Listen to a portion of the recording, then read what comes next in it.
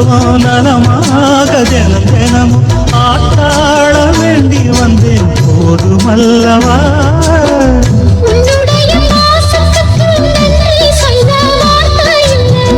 உன்னை என்று வாழ்வதற்கு மண்ணில் ஒரு வாழ்க்கை இல்லை